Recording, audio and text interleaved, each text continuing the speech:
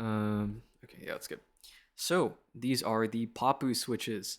So these are a linear switch, standard travel. The top housing is a secret, but it's there to mimic a Nixie.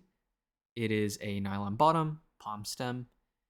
Spring normally offered is 14 millimeter standard with 65-gram bottom mount, I believe. But I did spring swap to 62-gram TX longs, I believe. No pre-lube and manufacturer's JWK. This is a good JWK. So, the Papu. Interesting switch when you consider the modern landscape switches, even just compared to a year ago. It came out at a time when the Nixie from Cherry wasn't offered yet. This aimed to fill that gap in the market.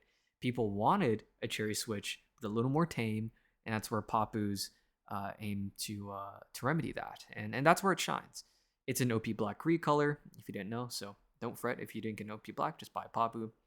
And honestly, I kind of prefer the color scheme on this one. I think it's a lot more prettier. But teach their own, you know?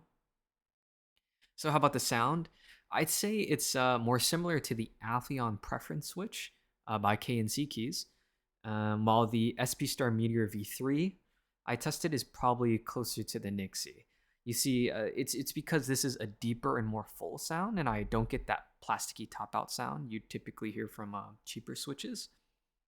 And that's a welcome change, and it makes the switches sound very pleasant to the ears. And that's not to say that the Nixie has a plasticky top out sound, but it's it's just sharper, but still tamer than an MX Red or MX Black, if that makes sense. You know, there's levels to this, you know.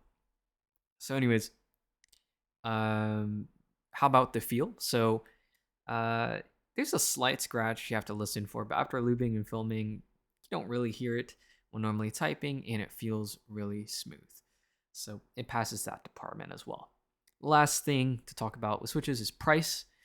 It's at 68 cents a switch, and from Divinity, and that's when I have to like kind of dock some points mentally.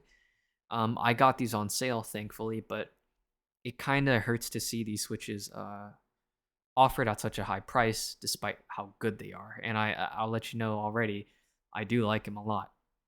I ran them in my Dolphin a long time ago, but when I sold the Dolphin to a friend, I kept the switches because he wanted them in there. So that was a shame. But yeah, I think at this point in time, switches we should really push for in the community to get 60 cents or lower. So I think 60 cents or lower, these switches are 100% worth it. At 68 cents a switch, I would just wait for a sale, you know? And that's just my 2 cents though. Um, there have been switches sold for more and they rarely go on sale. Not to say that the TLOS is a bad switch, but the fact that it's still offered at $1 switch is kind of ridiculous. But that's just an example of how like we should continue to push the market. The price is down on switches, you know. So last question: would I keep it in my hero? Yeah, for sure, for sure, for sure. I think if you know me, I like Nixies, I like MX Blacks, I like MX Reds, OP Blacks in the same family, right? So of course I would like them. I prefer the Nixies compared to this, but if I had no choice, this would be great. For example, when I had the issue with the GOG 7V, when I put MX Reds in, I'm like, oh, it's a little too bright. And I put the Nixies in. If I didn't have the Nixies at the time, I'd probably throw the OP Blacks in or the Papus, right? So, uh, yeah, this is probably your best bet at taming the sound of a cherry switch without completely giving up that sound signature. It's other than Nixie, right? You always have to consider the Nixie now. But it's a well designed, smooth, and great sounding switch, and for that, I can't really knock it except for the price. So though I wish it was cheaper, I can't help but recommend it. Yes, I would keep it. You know, I would say though, cherry space bars do hit a little harder than this one. Like, yeah, it doesn't hit quite the same, but it's not bad.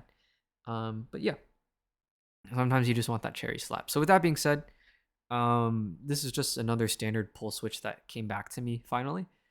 I with that batch of switches that came back are 3 long pull switches, which again I want to test, and I said this in multiple of my videos now. I'm just waiting on a palm plate. from P3D. So until then, take care. I hope this sound test was helpful. I know Popus have been covered to death, but who knows? I mean, maybe you want like a cleaner sound signature from it. I don't know. Catch you soon.